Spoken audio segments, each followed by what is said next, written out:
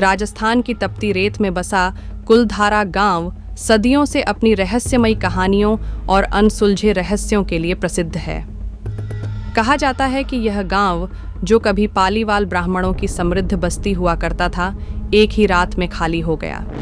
स्थानीय लोग कहते हैं कि इस गांव पर श्राप है और जो भी यहाँ रात बिताने की कोशिश करता है वह किसी न किसी अनहोनी का शिकार हो जाता है।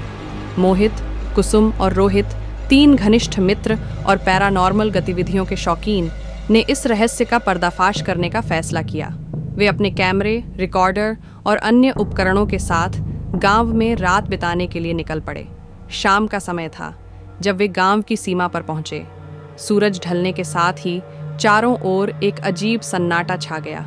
गांव के खंडहर, सूखे पेड़ और टूटी दीवारें उन्हें घूरती सी महसूस हो रही थीं। कुसुम ने पहली बार महसूस किया कि हवा में एक अजीब ठंडक थी जो जनवरी की रातों से भी ज्यादा सर्द लग रही थी। गांव के मुख्य द्वार पर एक पुराना पत्थर का शिलालेख था जिस पर लिखा था, यहाँ मत आओ वरना तुम भी हमारे जैसे बन जाओगे। रोहित ने हंसते हुए इसे अंधविश्वास कहा, लेकिन मोहित और कुसुम के चेहरे पर डर साफ दिख रहा था। गांव के अंदर कदम रखते ही अजीब घटनाएं शुरू हो गईं। मोहित ने महसूस किया कि उसकी घड़ी अचानक बंद हो गई थी। कुसुम ने कैमरा ऑन करने की कोशिश की, लेकिन वह भी काम नहीं कर रहा था। तभी पास के एक खंडहर से किसी के बात करने की धीमी आवाज़ सुनाई दी। तीनों ने वहां जाकर देखा, लेकिन वहां सिर्फ धूल और सूखी झाड़ियां थीं। ये सब हवा का खेल होगा, रोहित ने कहा, लेकिन उसकी आवाज़ में भी घबराहट थी। रात गिरते गिरते तीनों ने गांव की सबसे बड़ी हवेली में प्रवेश करने का फैसला किया। यह हवेली गांव के मुखिया की मानी जाती थी। अंदर जाते ही एक अजीब सी गंध उनके नथुनों में घुस गई, मानो कुछ जला हो। हवेली की दीवारों पर अजीब चित्र और खून जैसे लाल धब्बे थे। अचानक एक कमरे से हल्की रोशनी निकलती दिखाई दी। रोहित ने टॉर्च ऑन की और उस दिशा में बढ़ा।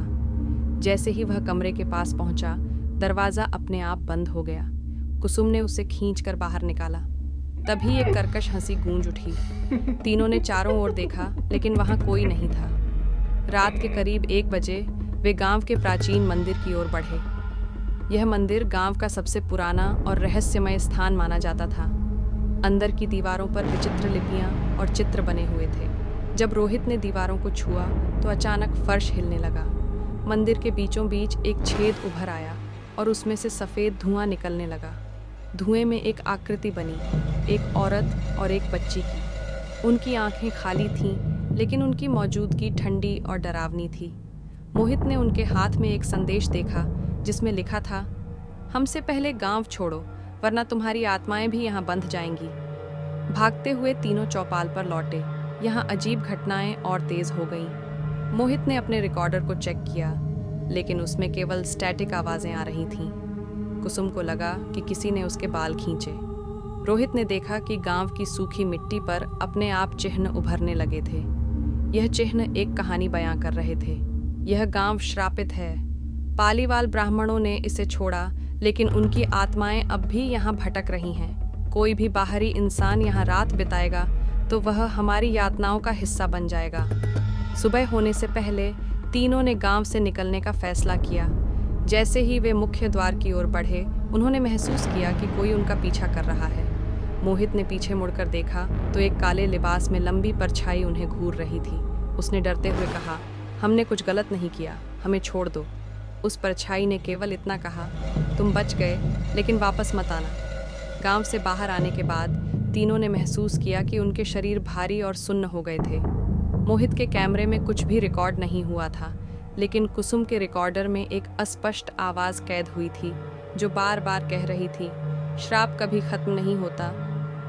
तीनों ने उस रात का जिक्र कभी किसी से नहीं किया, लेकिन उस रात के अनुभव ने उनके जीवन को हमेशा के लिए बदल दिया।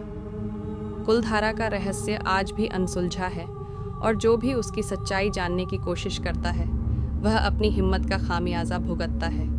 क्या यह सच था या उनकी कल्पना का खेल? शायद यह राज हमेशा के लिए राज ही रहेगा।